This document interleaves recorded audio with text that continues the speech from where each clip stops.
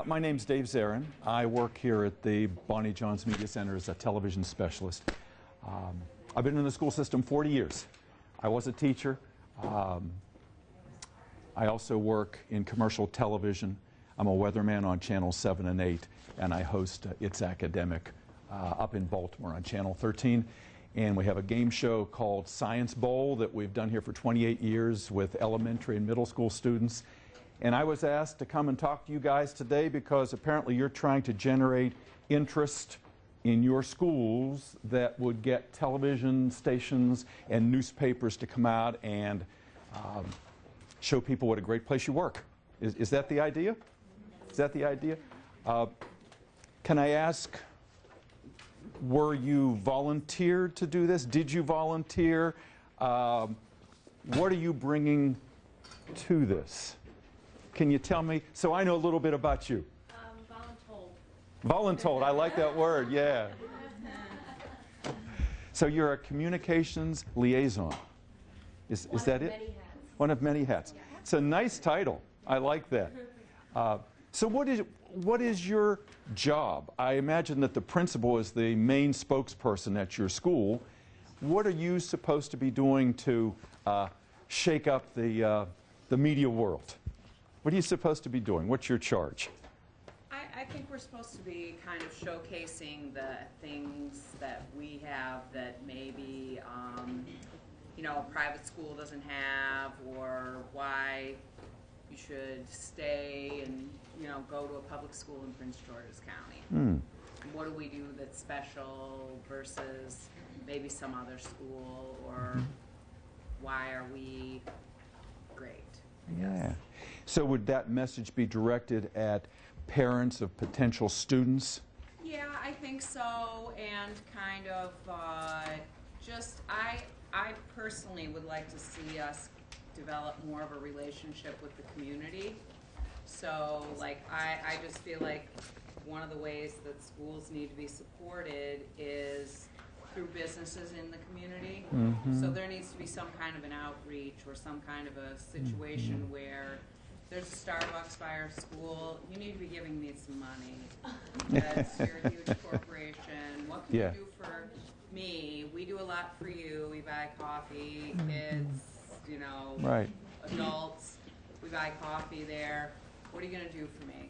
I developed a relationship with, we have a Jersey Mike's that just opened. Right. They happen to be run by some alumni from our school. So we developed a relationship, and they have done fundraisers for us, given us a poster, did a huge fundraiser at the beginning of the year where they gave money to all the schools in our cluster. So that, that kind of thing is sort of what I'm really interested in. Okay. That's a little different from what I was going to talk about, which I will still talk to you about because you're trying to generate interest in your school. But you're not going to be trying to come up with ideas to lure media to your school. Well, sort of. I mean, I think those are media opportunities. They are. Like, hey, look how we reached out, or how this group is forming a relationship. So everybody wins. The school gets great PR, the business gets great PR free. So everybody is winning in that. So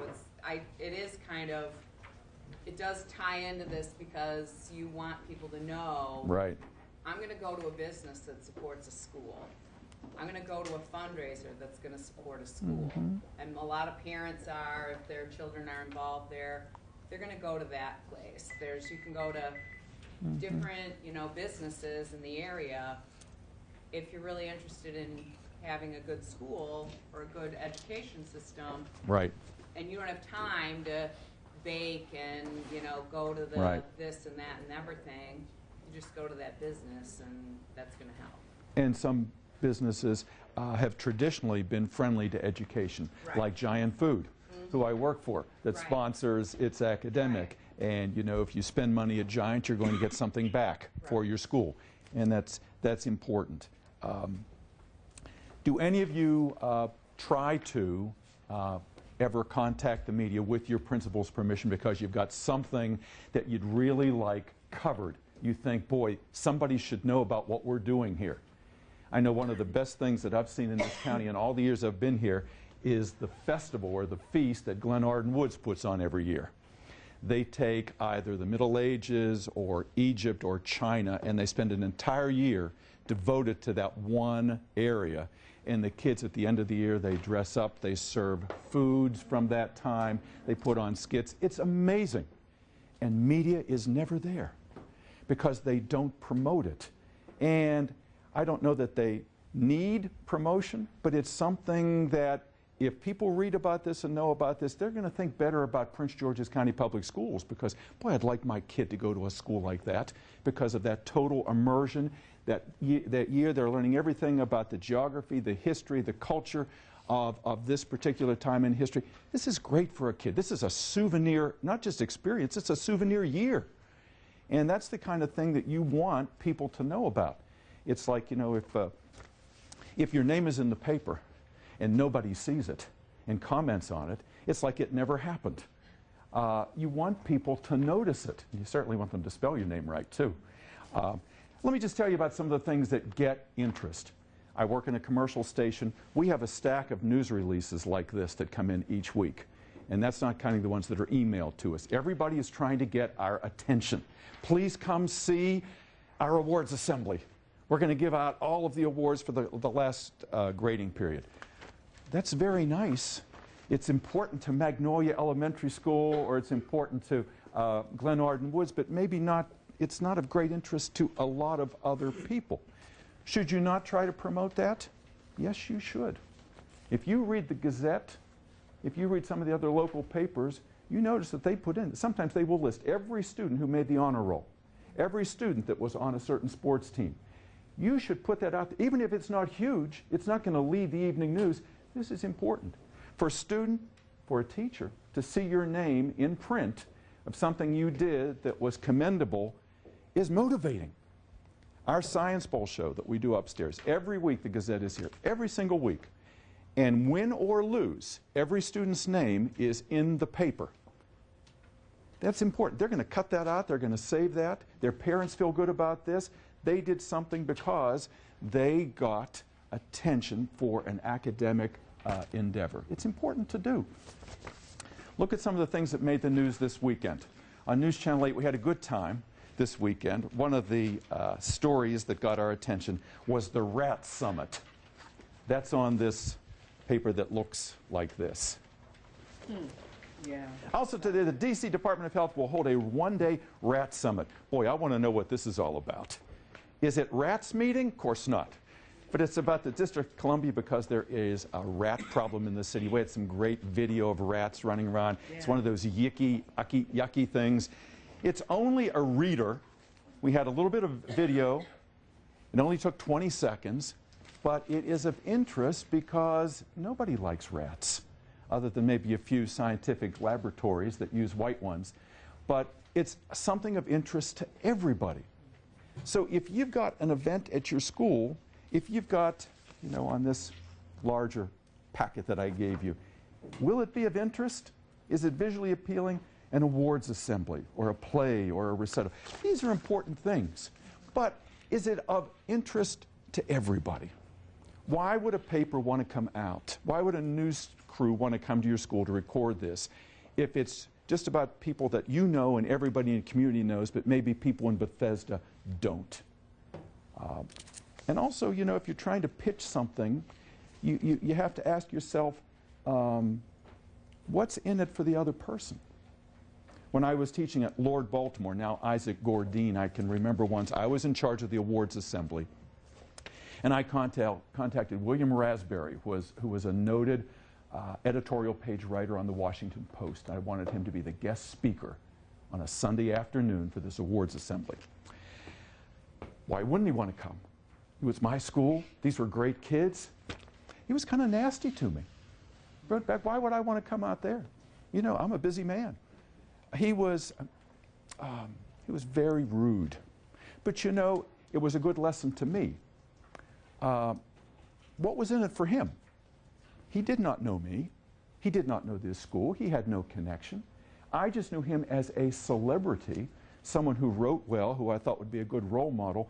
Maybe he would come out. lesson learned. Make sure there's something in it for the other person. And you know, I've learned in this business as a guest speaker, one of the best ways to get me to come somewhere is if I know you, or I know someone at your school, or I have some kind of personal connection. Or, and this is a trick a lot of people play, we're going to give you an award. Oh boy, is that seductive, you know? All right, you're at school, you're going to have something. Let's invite a celebrity and give them an award. They can't say no to that. You're just about right on that, because everyone is flattered by some kind of attention, and you give them something to commend them, you might get them to come out. There's something under eye catchers there. Celebrities. Celebrities are irresistible. Who came recently to Buck Lodge Middle School? Obama. The national media was there. Right. Sugar Ray Leonard.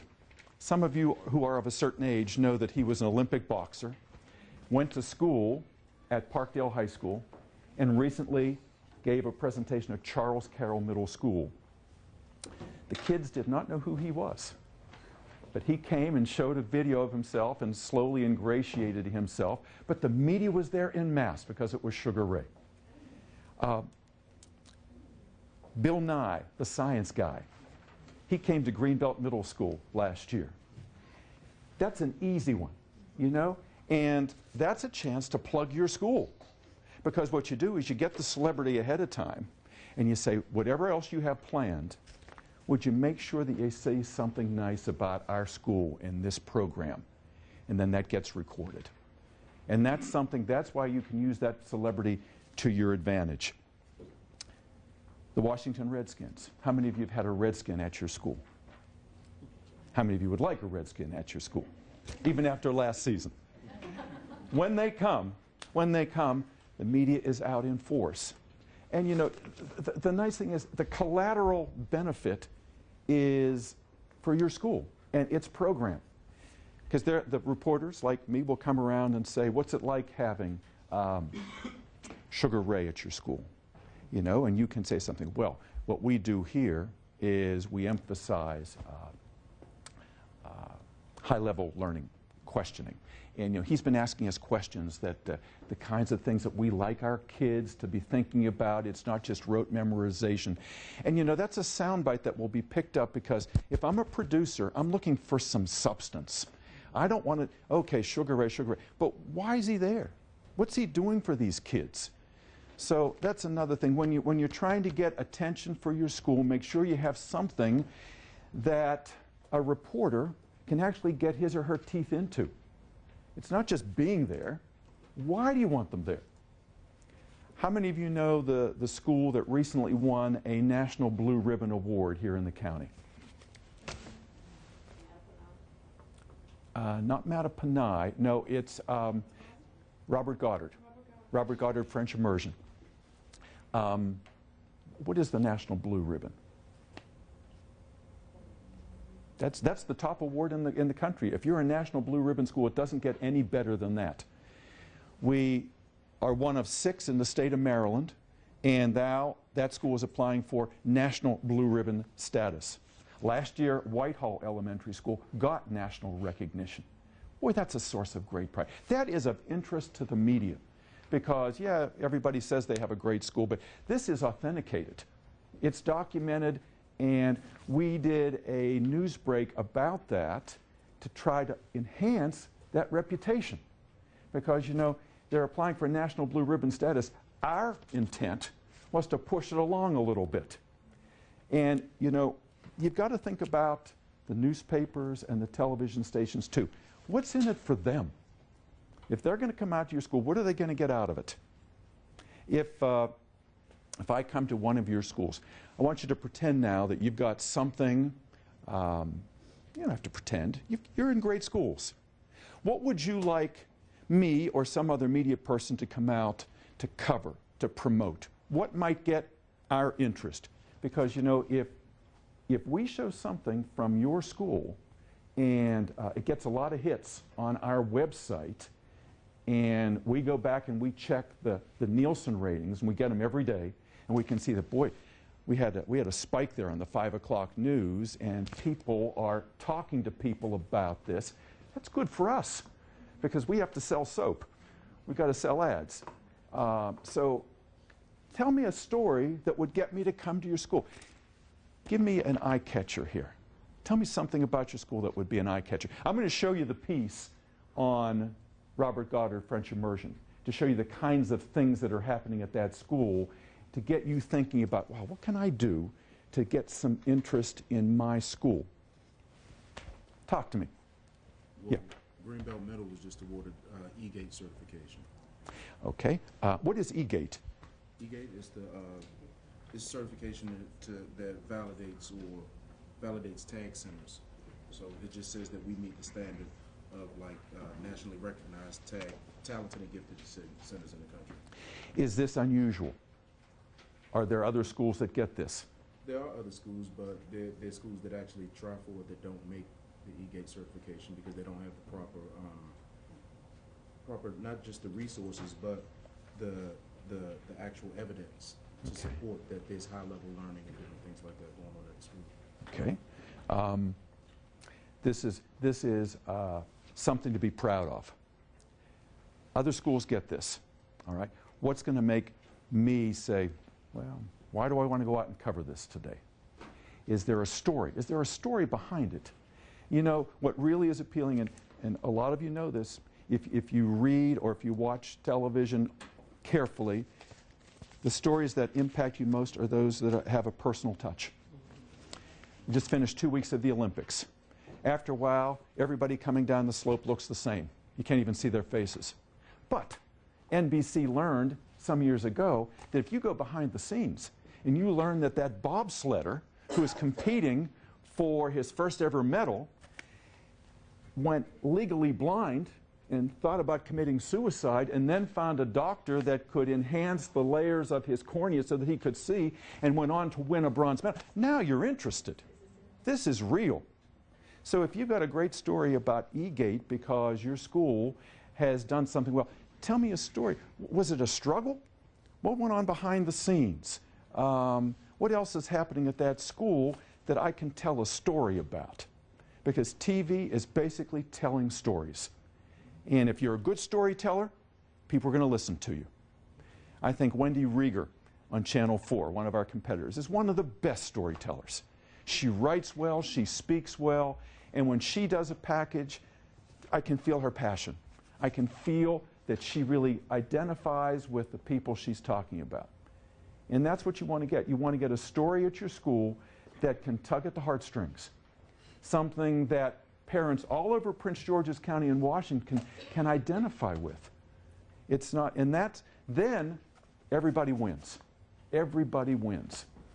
And you know, if you're just into the taking mode, I want people to give me this.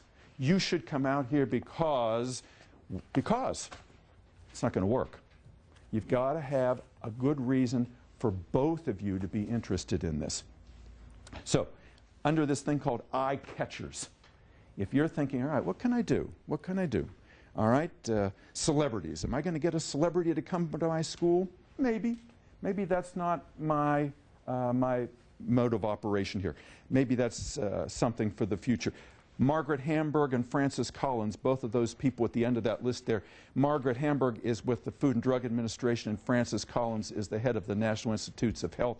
They both came to Bladensburg High School because they have a biomedical program there. And they delivered wonderful remarks, and we used that as a springboard to talk about the biomedical program at the school. So it's not just covering the celebrity. The celebrity is the entree into the real story. So if you want to have somebody come to your school, think about what are they going to do to kind of help our school. It's not just they're there. Yes, sir. One of the things I saw, it's not about my school, it's about Robert Gray. Robert Gray. Title I distinguished school. Yes. I personally would like to know how did they become one of 2 distinguished schools in the state of Maryland, Title I schools. It seemed to me that would be of interest. How It did is that of whole interest. school become, is going to be honored tomorrow, I believe, at the Maryland State Board of the Title I distinguished school. Yes. And I did read about that, And I'm talking mostly TV here, but not entirely. But our communications office, if you go online, you see that there are press releases there every day. And a lot of press people will pick up on these things. And also, you've got to push it. You know, just because you put something out there doesn't mean they're going to come. Like anything in life, you got to work it. You got to pick up the phone. You got to call the reporters. You got to remind them, you know, hey, this is going to happen. You're going to like this. Sell it. You've got to sell it. Just because it's good, it's just like you might have the best product in the world, but if you don't advertise it, no one's going to know about it. They're not going to buy it. But Robert Gray's achievement, I did read about. And you know, some things are not made for TV necessarily. A lot of things are photo ops. And they'll be, we'll post them on the web. You'll see them in the paper. Some of the things you've got there on the sheet in front of you. I told you about the Rat Summit. This one was fun yesterday. A girl in California is getting a lot of buzz online for her creative methods in selling Girl Scout cookies. She parked her sales booth outside a marijuana dispensary and made a killing in sales. It was a great story. It was great. There she was in California, this sweet little girl, 200 boxes of Thin Mints. They were gone in an hour. In an hour. And they probably wanted more. They wanted more. The munchies, you know. And of course, it was a great story because the Girl Scouts, the national organization, didn't quite know how to react. They were happy about this because she was such a great entrepreneur. But do we want to be associated with marijuana even if it's for medical reasons? It was so much fun. And the little girl, she was just sweet. She hardly said anything. She didn't have to say anything. She was perfectly positioned. But it's got a hook. It's got a hook, and that's what you're looking for there. So. Anyhow, eye catchers, celebrities, singular achievements, like this gentleman just said about Title I, this gentleman about E-Gate, Blue Ribbon School designation, Teacher of the Year. Boy, the press loves Teacher of the Year. It's a real person. Everybody wants a great teacher. And if you have the Teacher of the Year in your school or your kid's classroom, oh gosh, everyone else is jealous. You know, what makes this person so great? We want to know. Let's scratch the surface. What's underneath there? And a lot of these people, they have great backstories. So that's an easy one. What's the Agnes Meyer winner? What's that? That's the Washington Post. Every year they honor a teacher from each school district in the Washington area. That's a big deal. There's a principal of the year that the Washington Post honors each year. Bill Gates gives out college scholarships. Full rides through graduate school. If you want to go to medical school, the Gates Scholarship takes you all the way through. That's a big deal. If you get a Prince George's student that's a Gates Scholarship winner, that's going to get attention. If you're a National Merit Scholar, that's great, but there are lots of National Merit Scholars. If this person has a good backstory, you're going to get attention. So you know your kids. You know the people in your building. If there are stories that are waiting to be told, I don't know if you saw 60 Minutes last night. They did a feature on a school shooting in Ohio 2 years ago, and it focused on the football coach who chased the shooter out the school after he had shot and killed 3 students, and the kid kept shooting at him, missed him. The kid ran away, and they caught him in the woods. Anyhow, the coach had a great backstory because he and his wife had adopted 4 children from overseas, and the kids in the school just rallied around him, and then he was so emotionally upset, he transferred to another school, became the football coach in Ashtabula, and then the last game of the season came back to his old school to play the old school, and everyone stood and cheered him, you know, even though he was with the opposing team, and it was a wonderful, wonderful story. That's what you're looking for. You're looking for really wonderful stories, and they don't have to be academic. They can be sports related. They can be community service related. So singular achievements, something to think about. Celebrities. Community service.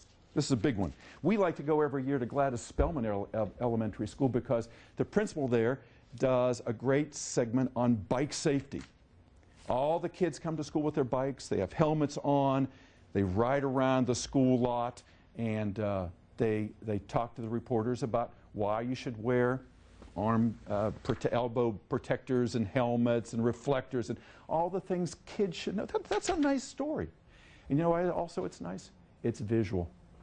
It's visually appealing. You know, even if a computer talks, and some of them do, I'm not that interested.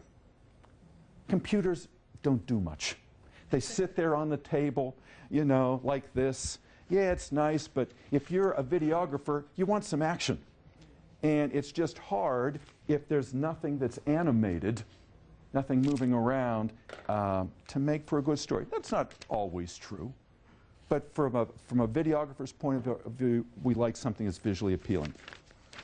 At Bowie High School, still under community service, coat and glove giveaway from Bowie High School. There's a young man there who has enlisted his colleagues, and every year they choose an elementary school and they take gloves and hats. They dress up like the reindeers and elves, and they deliver these. The kids squeal. They're so excited. These are neat. They're not just bargain basement things. These are really quality gloves with SpongeBob on and all these other characters. The kids love it. It's great. It's a great story. So if a holiday's coming up, you know, we TV people, we're hungry for stories like this.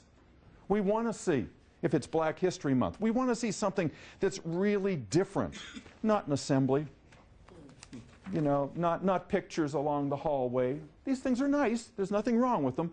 But if you have something that's really different, you know, maybe the kids are reenacting something from a movie or a play, and it's different, let us know about it.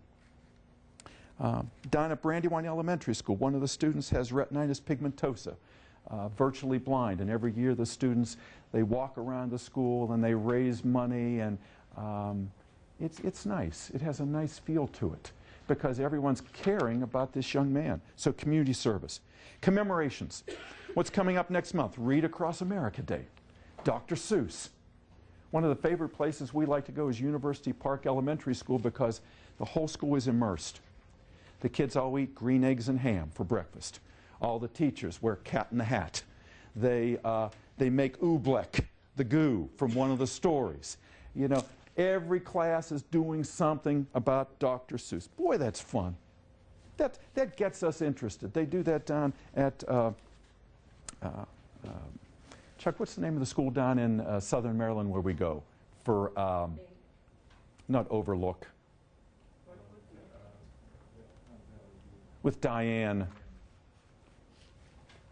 Anyhow, there's a school similar in the southern area that we go to each year. Veterans Day. Veterans Day. Laurel High School. Every year they bring back alumni who had gone to school, who had been in the service, and they talk to the kids. It's a spit and polish performance. We love that. Black History Month. We're in it right now.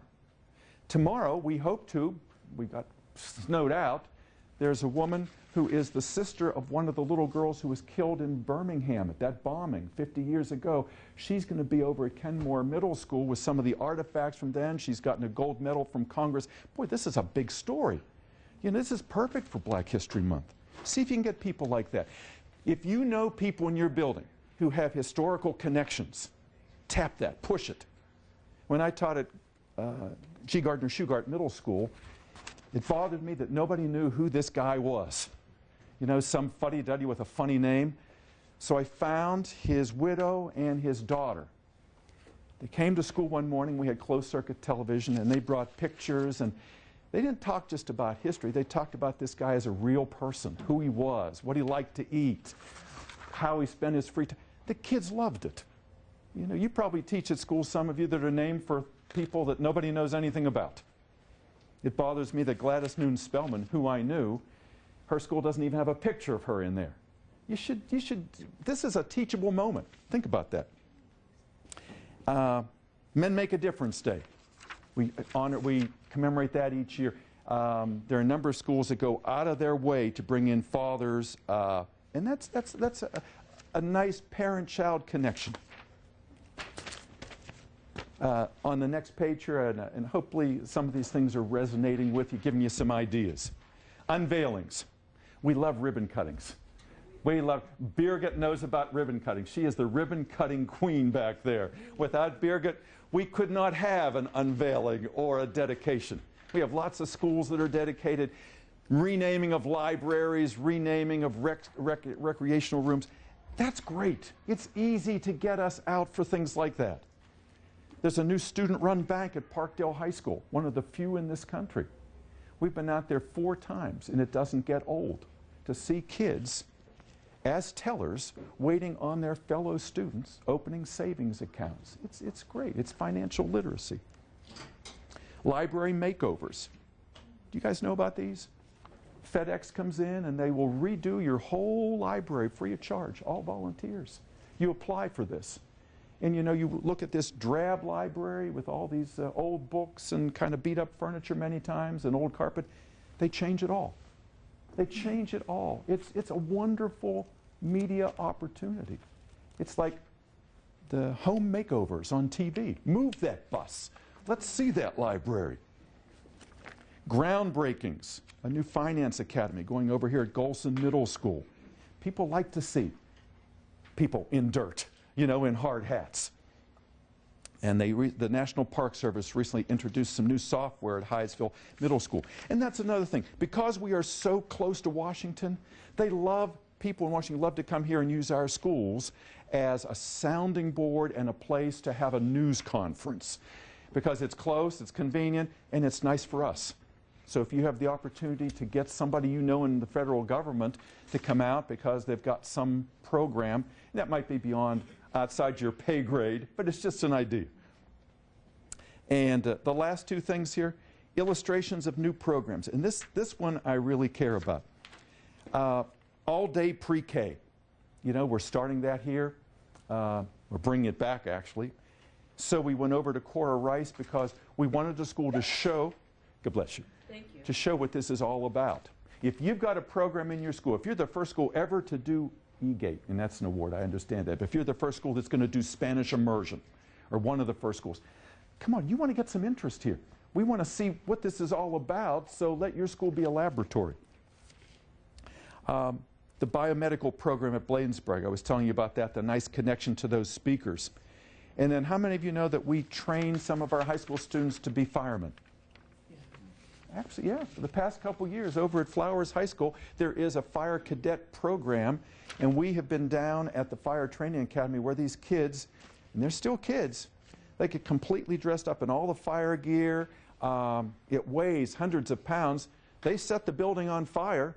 They go in with all those hoses, boys and girls, and more disciplined, more committed folks you'll never see.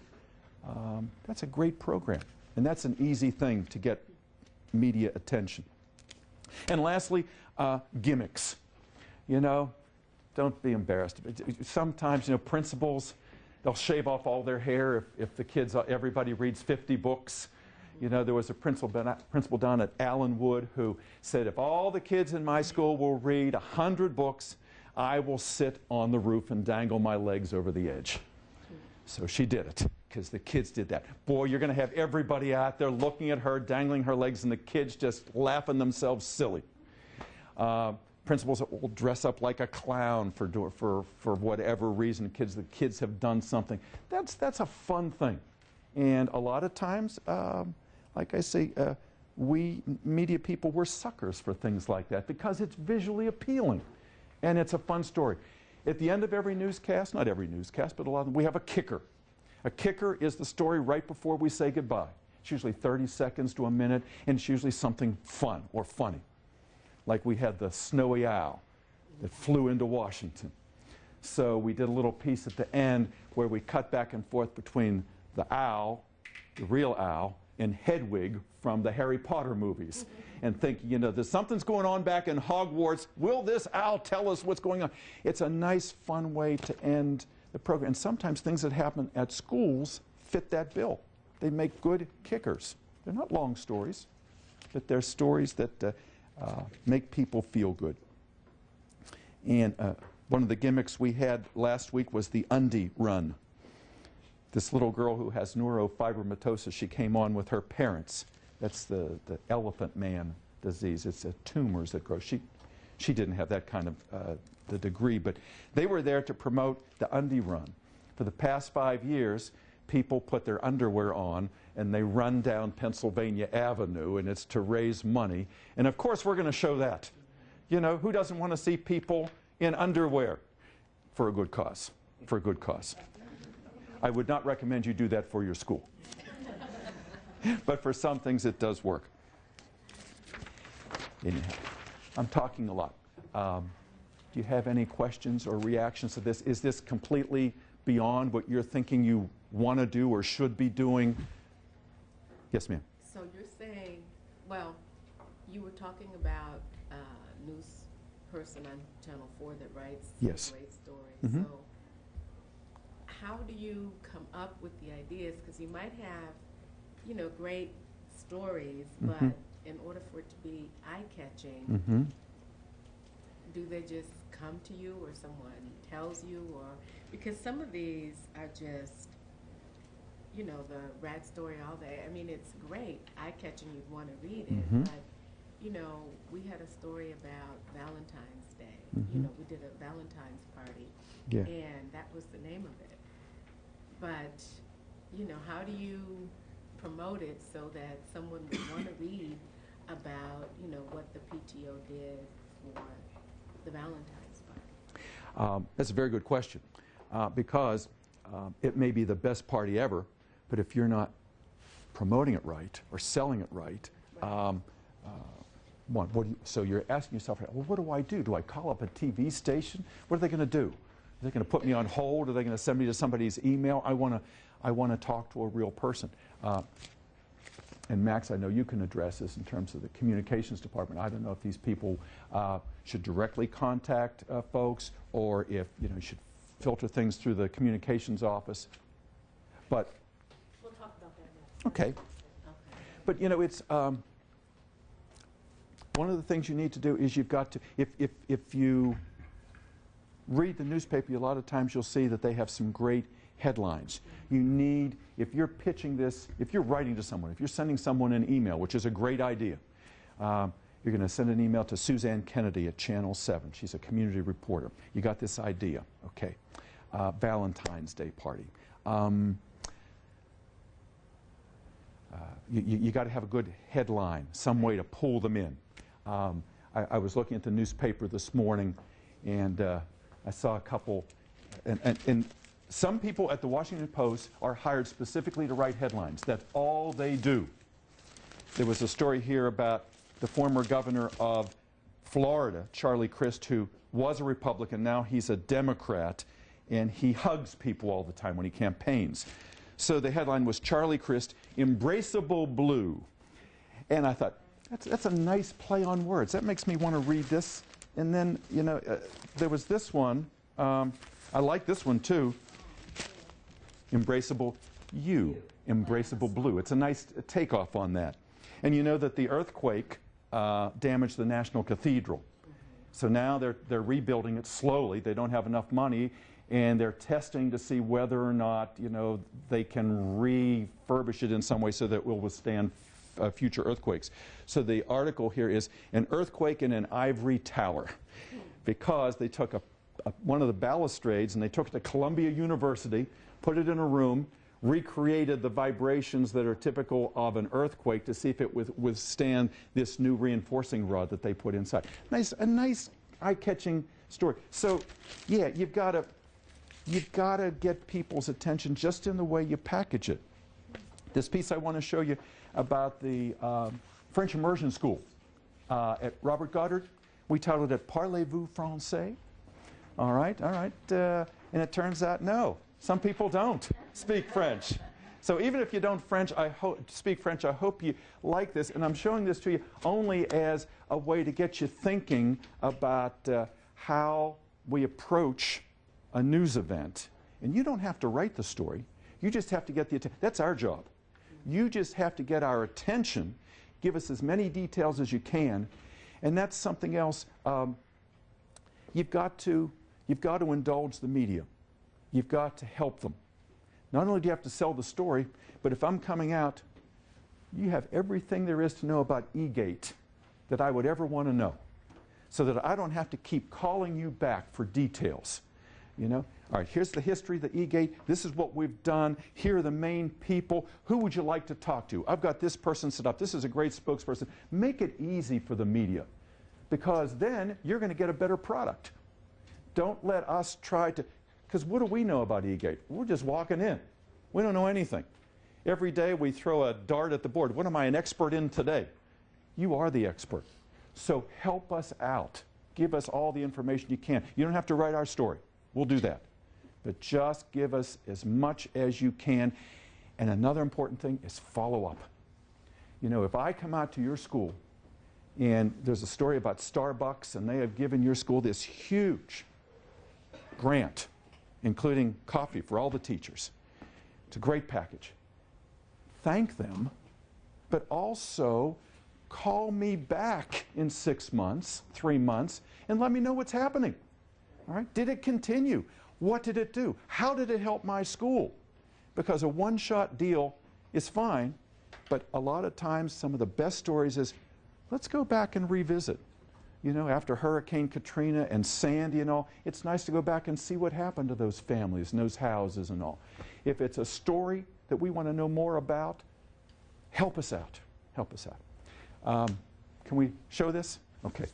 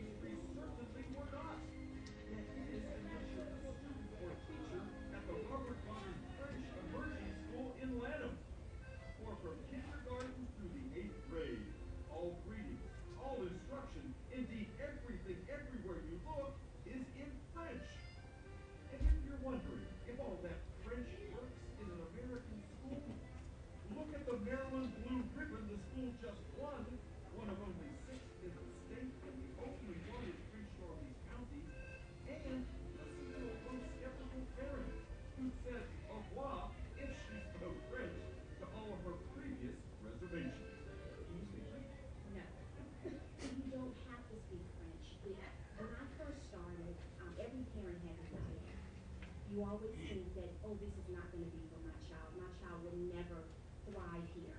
And you reach a level of anxiety. But back then, Madam McKay, who was the principal, she pulled me aside and she said, Madame, do not worry about the French. That's our job. You take care of the English. And I trusted her. I trust Mr. Abbey. I trust the wonderful teachers here. And it just works. I can't explain it, but it works. You see the kindergartners walking around and say, "Mom," and they look at you like, "Is that my name?" You know, and they're a little confused, but really, and I noticed with my own son as well, because I couldn't remember myself. I couldn't remember when I started to understand French. So I was curious, you know, when it really clicked.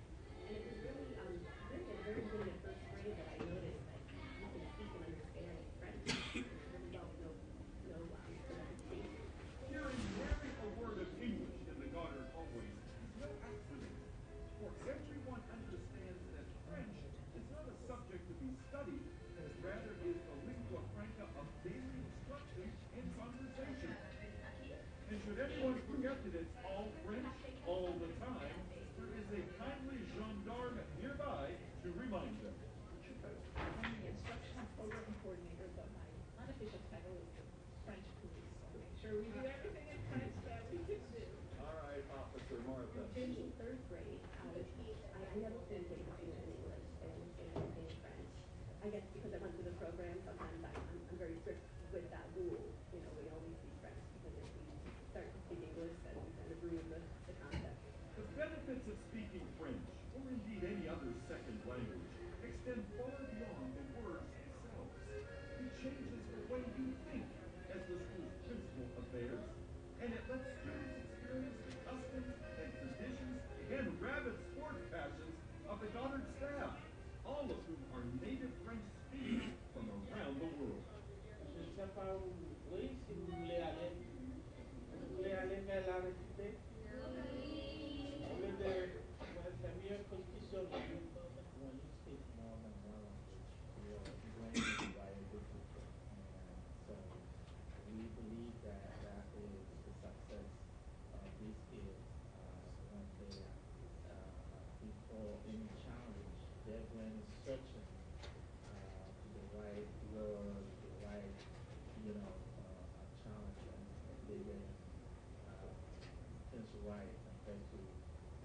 question to the student who just know. One of the great sides of being a French student is that you're immersed in the culture of another country, another world. Your students come from, your teachers come from Cameroon, from anywhere in West Africa where they speak French, from France, from Belgium, from Canada, from Haiti. So you have a personal connection because maybe that's the fruit that that teacher is bringing in for lunchtime, or maybe that's the holiday that that teacher is sharing. I will tell you that instruction stops for a couple of days while we're all pitching World Cup soccer games, but it's a huge cultural something that you don't get anywhere else. And while immersion students can travel vicariously through the Francophone world via their teachers, they also get to test their French fluency and taste some rather odd cuisine on real trips, like one recently to French-speaking Montreal. I really liked it. There were so many different things that we didn't know about in Canada, and it was just really nice to know people that speak the same language that we speak here. And specifically, we had casquettes, and they were really nice. What are they? They are big fiber sails. Platypus tails. How did they take? They taste good. For all the cultural literacy the Goddard students develop, the begging question is how well does the 20-year-old program prepare students who have to take standardized tests like the MSA in English? Is learning the scientific method, for instance, in French, a boon or a bust at test time? Effectivement, on va passer à un autre activité, d'accord? Oui, mademoiselle. I wonder what happened to the science MSA scores here. Last year, the MSA score for 8th grade, we had 92%. So we did really well.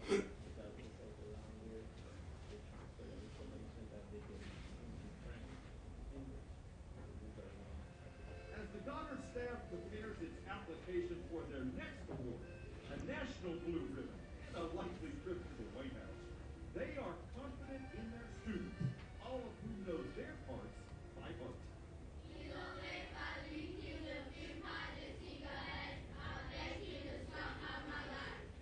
Congratulations to Blue Ribbon winner Robert Goddard, an American success story with a French accent. This is Dave Zinn.